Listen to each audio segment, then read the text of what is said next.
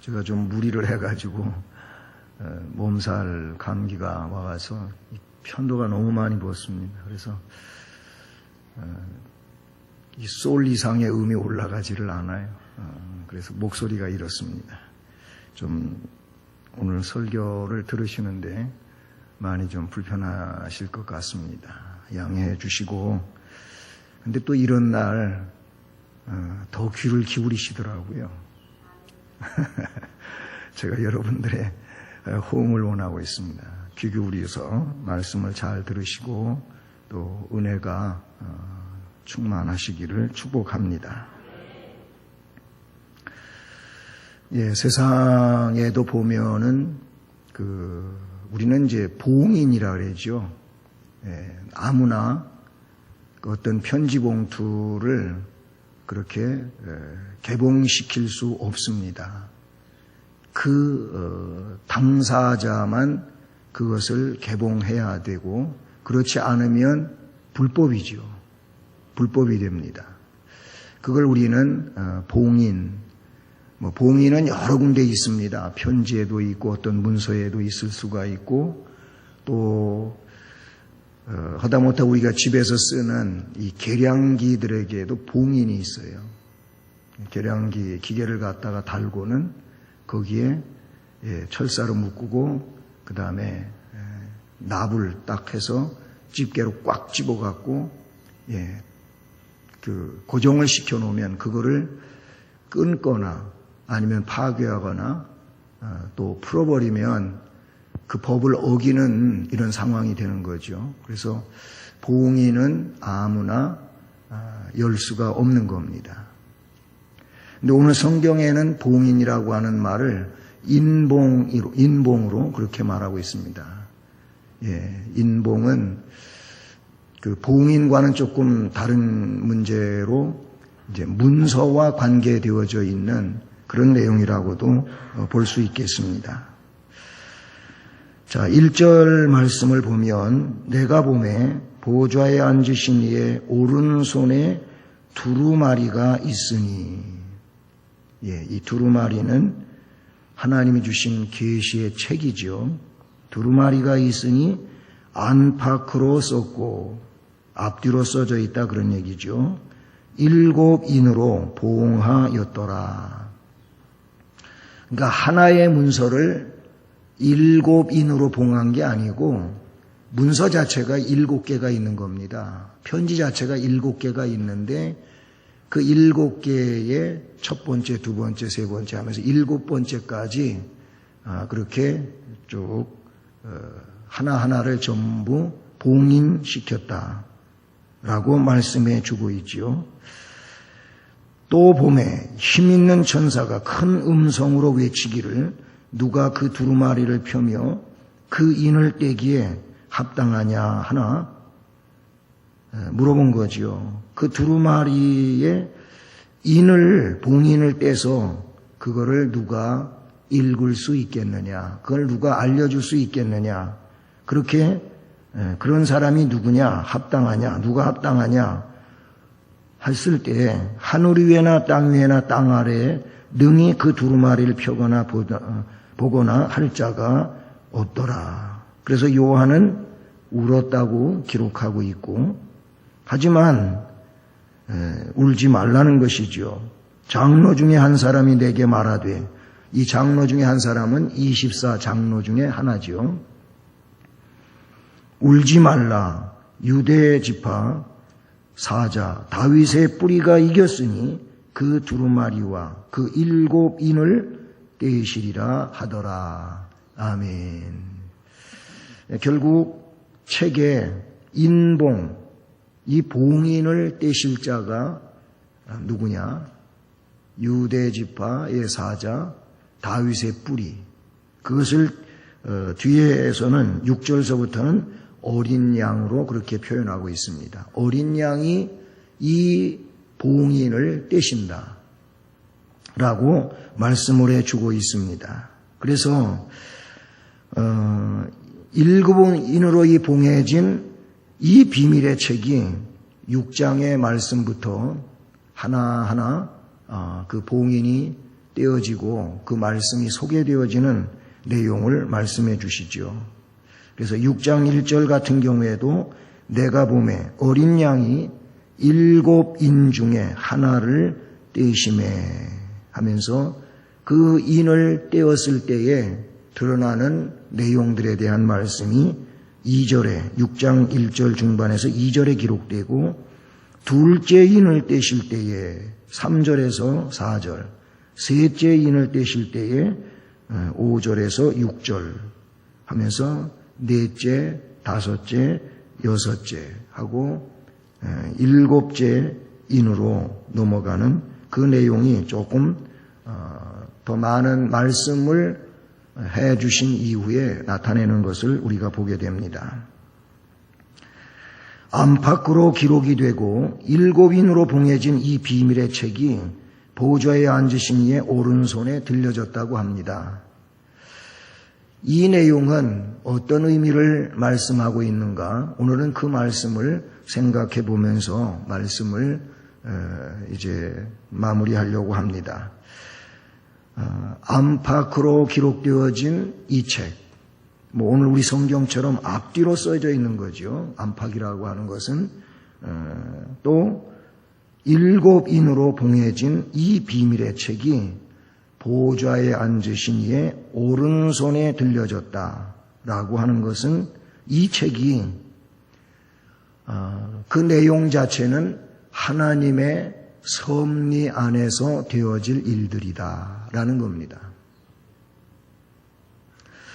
여러분, 하나님은 역사의 시작이고 또 역사에 마무리하시는 그런 분이죠.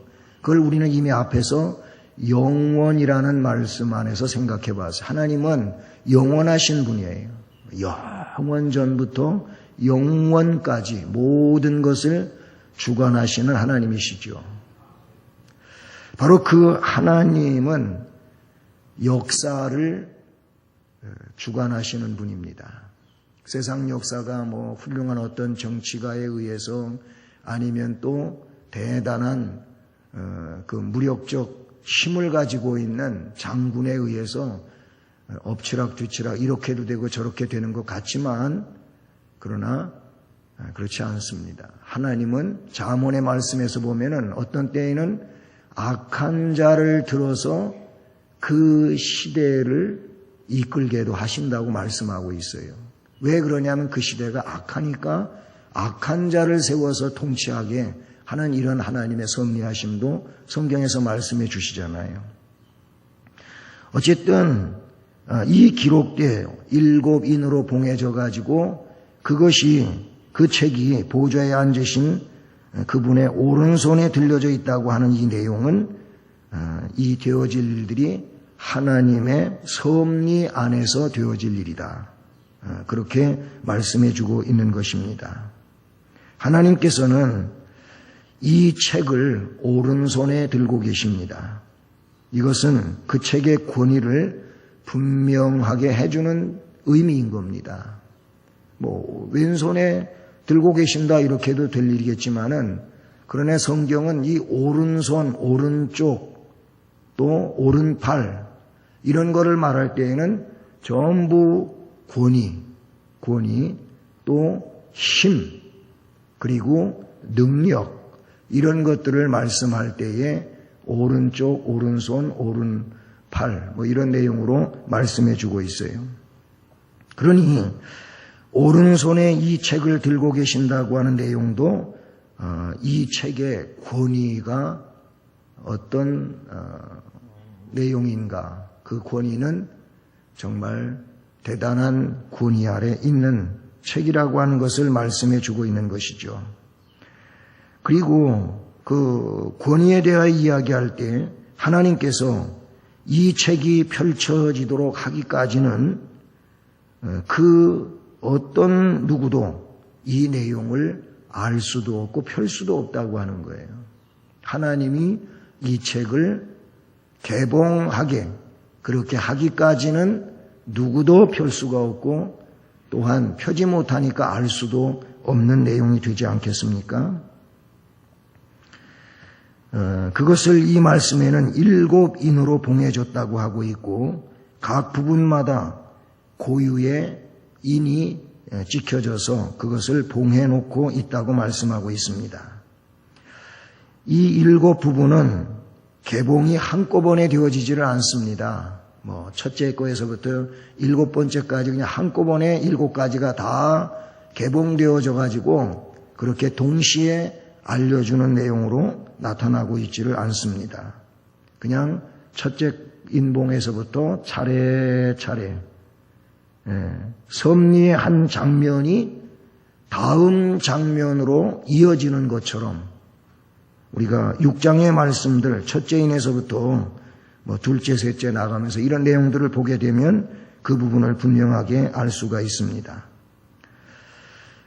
사실 우주의 모든 것은 하나님의 뜻대로 결정되고 진행되고 또 결과적으로 이루어지게 되는 줄로 믿습니다. 그러니까 이 마지막 계시에 대한 것들도 하나님께서 그것을 작정하셨고 그것을 또 이루실 것이고 그것이 하나하나 차례차례 내용에 맞추어서 이루어져 가게 되는 줄로 믿습니다. 말씀드린 것처럼 하나님의 섭리 안에서 되어지는 책을 그 책이 하나님의 오른손에 들려져 있다라는 겁니다. 또 한 가지는 이 책은 권위의 책이라는 겁니다. 그냥 대수롭지 않은 그런 내용이 결코 아니라는 것이죠. 이것은 너무너무 귀중한 것이고 또 그만큼 대단한 영향력을 갖고 있는 그런 권위의 책이라는 말씀을 그 오른손에 들고 계신다고 라는 내용으로 표현하고 있는 것입니다. 그러니 이 인봉된 내용은 사람들이 함부로 대해서는 안 될 전능자의 책이라는 겁니다. 우리가 성경을 너무 아주 귀중하게 여겨야 됩니다. 성경을 하찮게 생각한다든지 성경의 말씀을 어떤 세상의 유명한 사람의 그 사람의 사상보다도 못한 것처럼 생각하는 일은 굉장히 어리석은 이런 무지한 내용이라고 볼 수밖에 없어요. 그래서 성경은 우리 주님이 요한에게 이 책의 권위에 대하여 이야기하는 말씀을 다 기록하게 하고 마지막 부분에 말씀을 해주시는데 요한계시록 22장 18절로 19절 말씀입니다. 거기 한번 찾아보시겠습니다. 요한계시록 마지막 장 22장 18절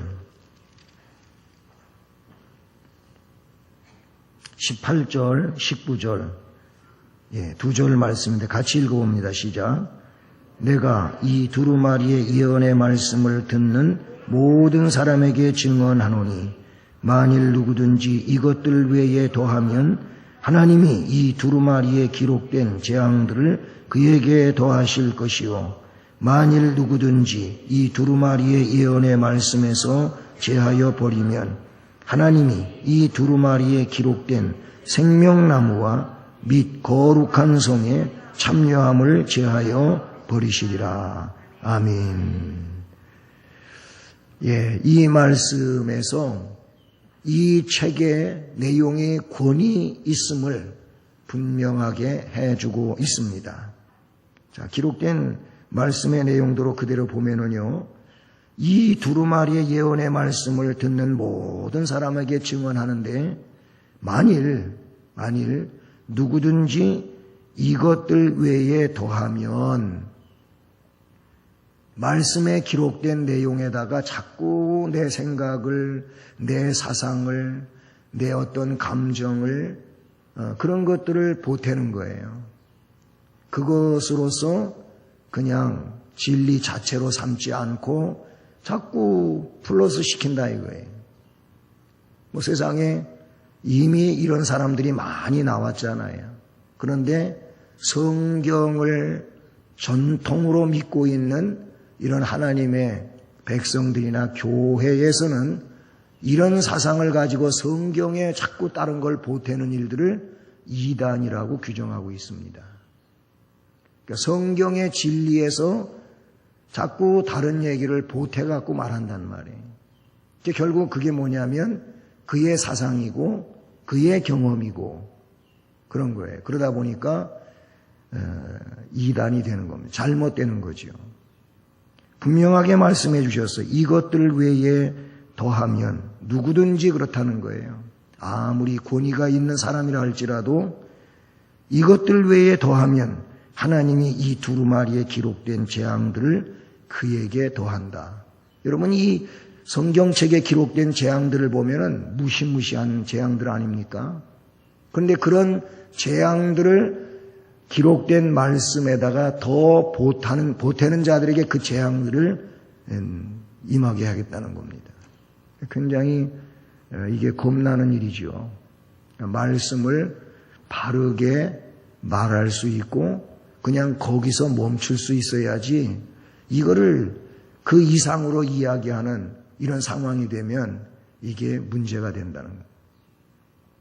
반대로 19절에 보니까 만일 누구든지 이 두루마리의 예언의 말씀에서 제하여 버리면 이거는 아닌 것 같다 하면서 그 성경의 내용을 빼버린다 이거예요. 아주 의도적으로 뺀단 말이죠. 실제로 그런 사람들이 있잖아요. 유명한 성경학자라고 하는 그런 신학자들 가운데에서도 성경을 막 칼질을 한 거예요. 그래서 불필요하다고 생각되는 걸 자꾸 잘라버리는 거예요. 이거는 하나님 말씀이 아니고 이거는 그 사람의 얘기다. 그 성경을 쓴 저자의 얘기다. 막 이런 식으로 해가지고 자꾸 다 이걸 잘라버리고 그래서 떼버리고 이렇게 되는 거예요. 그게 성경이 아니잖아요.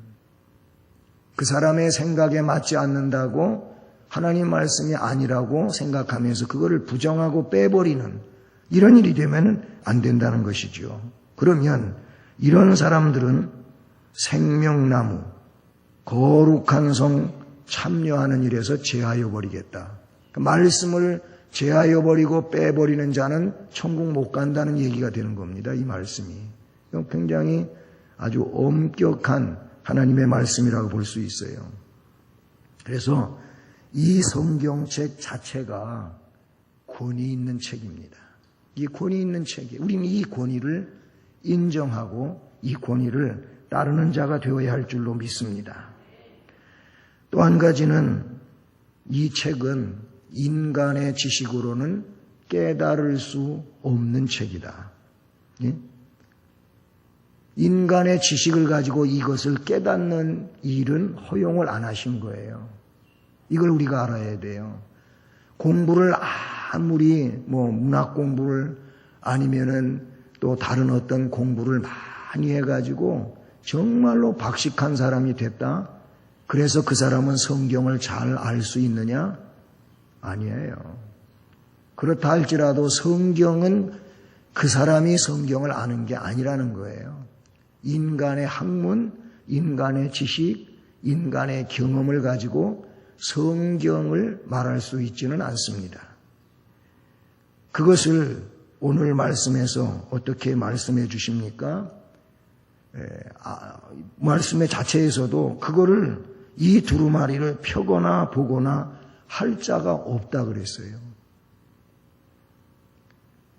이 두루마리의 책을 펼 수 있는 자, 볼 수 있는 자는 오직 어린 양 예수 그리스도밖에 없다는 겁니다. 그런데 어린 양 예수 그리스도께서 이 땅에 오셔서 구속사업을 다 이루시고 그리고 사흘 만에 부활하시고 40일 동안 세상에 계시다가 승천을 하시면서 지난번에도 말씀을 살펴봤지만 성령 강림절에 우리 예배를 드리면서 우리 예수님이 말씀하셨어요. 뭐라고? 너희들은 내가 너희에게 분부한 하나님의 약속이 있으니까 이 약속을 기억하고 예루살렘을 떠나지 말고 그 보혜사 성령을 기다리라. 어린 양이 인을 떼실 수 있는 자인데 동시에 어떤 의미로 우리에게 말씀을 주신 거냐면은 보혜사 성령이 이 믿음의 역사를 바르게 감당하기 위하여 이 땅 위에 오셨잖아요. 그래서 성령의 감동을 입은 사람들이 성경을 깨닫게 되는 줄로 믿습니다. 오늘 말씀은 앞에서 말씀드린 것처럼 인봉의 책인데 그리스도의 손으로 옮겨지게 되고요. 그리스도께서 그것을 하나하나 개봉시키지요. 6장 1절에서부터 첫 번째 인을 떼셔서 개봉시켜주고 그렇게 나가지 않습니까? 그런데 그리스도께서 개봉을 시켜준다 할지라도 성령의 역사가 없이는 그걸 깨달을 사람이 없어요. 성경 자체가 그걸 우리에게 말씀해 주고 있잖아요. 디모데후서 3장 16절 말씀을 보면 성경은 어떤 책이냐? 성경은 하나님의 감동으로 기록된 책이라고 그랬어요. 하나님의 감동으로 기록된 책이기 때문에 교훈, 책망, 바르게 함, 의로 교육하기에 유익한 책이다. 거기서 성경은 하나님의 감동으로 기록된 책. 이 내용을 베드로후서 1장 21절에서도 어떻게 그 비슷한 내용으로 말씀해 주고 있는데 이렇게 기록하고 있습니다. 예언은 언제든지 사람의 뜻으로 낸 것이 아니라 그랬어요. 예언이 뭡니까? 성경의 성경. 성경은 언제든지 사람의 뜻으로 낸 것이 아니고 오직 성령의 감동하심을 받은 사람들이 하나님께로부터 받아서 말한 것입니다. 이게 성경이에요. 성경은 성경을 쓴, 저는 그래서 성경을 쓴 사람, 그래서 성경 기록자라고 저는 이야기하고 싶어요. 항상 그래서 그렇게 말하고 있는데요. 성경 저자라고 말하는 일은 물론 일반적인 말에서 성경을 그 사람이 썼으니까 저자다 이렇게 말할 수는 있지만은 저는 성경의 저자는 하나님이시고 하나님이 그 사람을 등용해 가지고 성경을 기록하게 하셨다. 이런 차원에서 기록자라는 말로 그렇게 말하고 싶어요. 물론 우리는 그 성경 영감서를 믿을 때 그 사람의 모든 사상도 경험도 또는 지식 수준도 다 동원해 가지고 성경을 쓰셨다고 하는 유기적 영감서를 믿어요. 유기적 영감서를 믿는다고 해가지고 뭐 그 사람 책이다 이렇게 말할 수는 없잖아요. 이것은 하나님의 책이잖아요. 다시 말씀을 드리면 하나님의 감동으로 기록된 책, 하나님의 감동을 받은 자들이 하나님께로부터 받아서 말한 것, 이게 성경이라고 말할 수 있죠. 그래서 성령의 사람이, 성령의 감동 속에 있는 사람이 성경을 하나님의 감동으로 기록된 성경을 깨달을 수가 있다 그 얘기예요. 고린도전서 2장 10절 이하의 말씀을 보면 성령의 역사에 대하여 이야기하고 있는데 고린도전서 2장 10절 이하입니다. 거기 보면 이렇게 기록이 시작이 됩니다. 오직 하나님이 성령으로 이것을 우리에게 보이셨으니, 성령으로 우리에게 보이신다고 말씀하고 있고요. 성령은 모든 것 곧 하나님의 깊은 것까지 통달하시느니라. 그렇게 기록하고 있어요. 그러니까 사람이 공부 많이 했다고 해서 성경을 박사같이 말할 수 있는 게 아니라 그런 얘기예요. 성경은 성령의 감동하심이 있는 사람들이 그렇게 하는 거예요. 그리고 하나님의 감동, 그 성령이 하나님의 감동이잖아요. 그러니까 하나님이 감동시켜가지고 성경을 쓰게 하였고 오늘 이 시대에 성경을 읽고 듣고 하는 우리들이 성령, 하나님의 감동, 성령을 받았기 때문에 동일한 성령의 감동 속에서 성경을 같은 의미로 깨닫게 된다 그 얘기예요. 그래서 성경은 인간의 지식으로 깨달을 수 있는 게 아니고 하나님의 감동으로 깨달을 수 있다. 성령으로 깨달을 수 있다. 그렇게 볼 수 있는 것이죠. 고린도전서 고린도전서 2장 13절 말씀에도 보면 오직 성령께서 가르치신 것으로 하니 영적인 일은 영적인 것으로 분별하느니라. 영적인 것을 영적으로 분별해야지 영적인 것을 인간의 이성적으로 분별하려고 하면은 잘못될 수밖에 없는 거죠. 그렇죠? 영적인 것은 영적으로 분별해야 됩니다. 3절 말씀에 하늘 위에나 땅 위에나 땅 아래 능히 그 두루마리를 펴거나 보거나 할 자가 없더라 그랬어요. 하늘 위에도 땅 위에도 땅 아래도 그 두루마리에 기록된 것을 펴거나 보거나 할 자가 없더라 하면서 오직 어린 양이신 예수 그리스도께서만 그 인을 떼실 수 있다고 말씀합니다. 5절 마지막 절 같이 읽어볼까요? 시작. 장로 중에 한 사람이 내게 말하되 울지 말라. 유대 지파의 사자 다윗의 뿌리가 이겼으니 그 두루마리와 그 7인을 떼시리라 하더라. 아멘.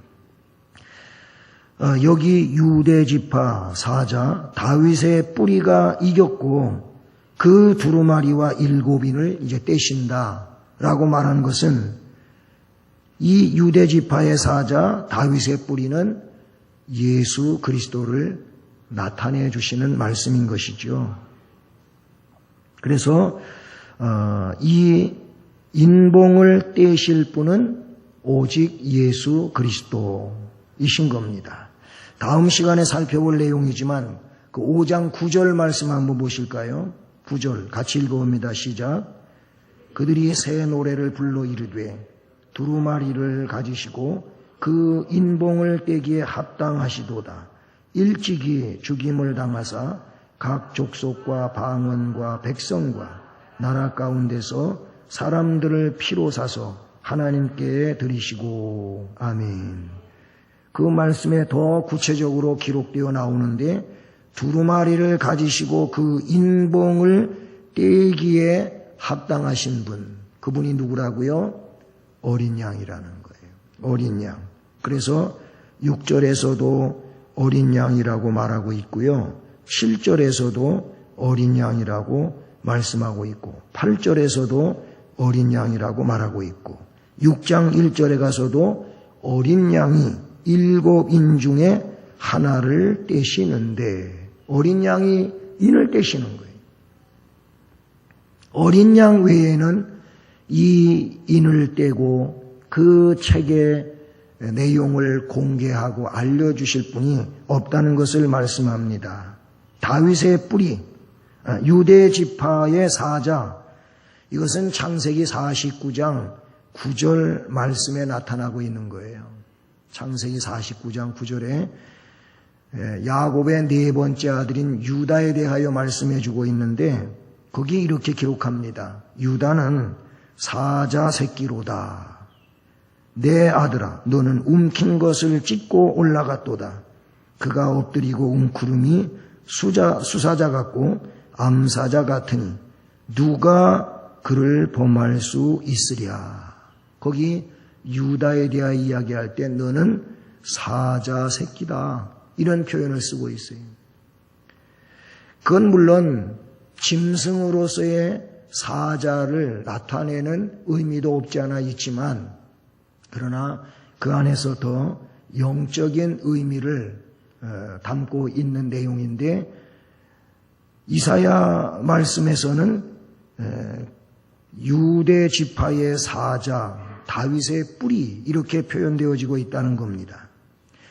다윗의 뿌리는 승리의 왕을 상징하는 겁니다. 승리의 왕이신데 거기 49장 창세기 49장 10절을 보면 유다에 대하여 계속되어지는 말씀에 이렇게 말씀해 주고 있습니다. 규가 유다를 떠나지 아니하며, 그전 개역성경에서는 이 규라고 하는 것을 홀이라고 하는 표현으로 썼었죠. 이거는 뭐냐면 왕의 지휘봉과 같은 것입니다. 그게 규, 홀이라고도 말할 수 있는데, 규가 유다를 떠나지 아니하며 통치자의 지팡이가 그 발 사이에서 떠나지 아니하기를 실로가 오시기까지 이르리니. 거기 통치자의 지팡이, 이 귤, 홀이 그에게서 떠나지 아니한다는 거예요. 언제까지? 실로가 오실 때까지. 이 실로는 원어인데요. 그 뜻이 뭡니까? 그 뜻은 안식을 가져오는 분, 그런 뜻입니다. 또는 평화를 가져오는 분. 우리 주님은 만왕의 왕이신데 평화의 왕으로 그렇게 탄생과 관계하여 말씀해 주고 있지 않습니까? 이사야 11장 1절 말씀에도 보면 이새의 줄기에서 한 싹이 나며 그 뿌리에서 한 가지가 나서 결실한다. 이새가 누굽니까? 다윗의 부친이시잖아요. 다윗을 말씀하고 있는 거건데, 다윗은 곧 예수 그리스도의 모형적 측면이 있습니다. 어쨌든 유다 지파 사자 다윗의 뿌리, 이 뿌리에 의하여 메시아가 오시게 되고 메시아가 이것을 개봉시킨다라는 말씀을 이야기하고 있죠. 그리고 어린 양이 이 책에 인을 뗀다고 돼 있는데, 어린 양은 구속자를 말하는 겁니다. 구원의 주님을 말한다, 그 얘기예요. 어떤 의미에서 그렇습니까? 우리가 이 성경은 점진적 계시라고도 이야기하고 통전적 계시라고도 이야기하는데, 조그맣게 아주 보일까 말까하게 그렇게 계시에 대하여 작은 구멍을 제공해 주었었지만은 세월이 가면서 시간이 흘러가면서 이게 어떻게 해요? 그냥 완전히 개봉되어지는 거예요. 점점 알 수 있게 해주신다는 거죠. 그런데 언제 완전히 개봉되어지느냐 하면은 예수 그리스도에 의하여 개봉되어진 거예요. 그런 의미에서 보면 그 출애굽기 12장의 사건에 어떤 내용이 나옵니까? 거기에 유월절 양 사건이 나옵니다. 애굽에서 출애굽하기 전에 죽음의 재앙이 임하잖아요. 하나님은 모세에게 히브리인들은 그 식구수에 맞게 양고기 먹을 만큼의 식구수에 맞추라는 거예요. 양고기, 양 한 마리 갖고 한 식구가 다 못 먹을 것 같으면 옆집 사람하고 함께 하라는 그런 말씀이 나오죠. 그래서 그 고기를 먹고 해야 되는데, 중요한 건 뭐냐면 그 고기를 먹는 집의 문제입니다. 양을 잡고 양피를 받아서 그 양피를 우솔추 묶음을 만들어서 그걸 가지고 피를 찍어서 문 설주와 인방에 어떻게 하라냐, 뿌리라 그랬어요. 그렇게 하라 그랬어요. 그러니까 피칠을 하라 그 얘기죠. 그러면 죽음의 재앙이 그 집에 들어가지 않는다. 실제로 그랬잖아요. 그러니까 생명이 지켜지는 거예요. 이것은 유월절 양으로 죽음의 재앙이 넘어간 것처럼 예수 그리스도의 핏공로로 우리는 멸망에서 생명으로 옮겨진 겁니다. 그게 어린 양에 대한 내용인 겁니다. 어린 양. 출애굽기 12장 21절부터 23절에 그런 내용이 기록이 되어져 있어요. 어린 양에 대하여 택해서 유월절 양으로 잡고 피칠하고 하면은 그 집에는 이 멸망의 재앙이 들어가지 않는다. 요한복음 1장 29절에 세례 요한은 예수님이 멀찌감치 거니시는 걸 보면서 자기의 제자들에게 어떤 얘기를 했습니까? 보라, 세상 죄를 지고 가는 하나님의 어린 양이다. 그랬어요. 어린 양. 세상 죄를 짊어진 하나님의 어린 양. 이 세상 죄를 짊어지는 하나님의 어린 양에 대해서는 이사야 53장에서 우리가 잘 나타내주고 있는 걸 보잖아요. 이사야 53장 5절 6절에 보면 그가 찔림은 우리의 허물 때문이고 그가 상함은 우리의 죄악 때문이라고 그랬어요.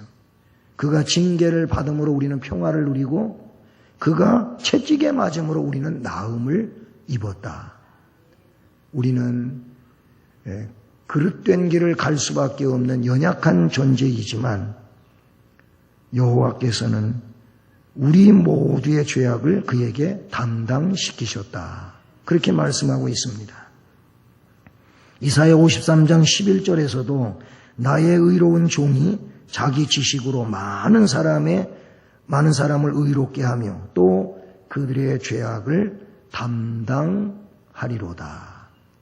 예수님이 우리의 죄악을 담당하신 거예요. 사랑하는 성도 여러분, 유대 지파 사자 다윗의 뿌리가 이겼습니다. 이 이김은 일순간에 그냥 어떤 유한한적 이김이 아니에요. 이것은 영구한 승리입니다. 할렐루야. 우리는 예수 안에서 영원히 승리한 백성인 줄로 믿습니다. 그 주님께서 우리에게 모든 계시를 열어주셨습니다. 우리 천국 가는 것에 대하여도 열어주셨고 이 땅 위에서 살 때에 환난 만나는 이런 일들에 대하여도 다 알려주셨고 그렇기 때문에 우리는 성경을 통해서 성경이 곧 오픈 계시라고 볼 수 있잖아요. 성경을 읽으면 계시의 내용이 여기에 다 기록이 되어져 있고 드러나 있는 거예요.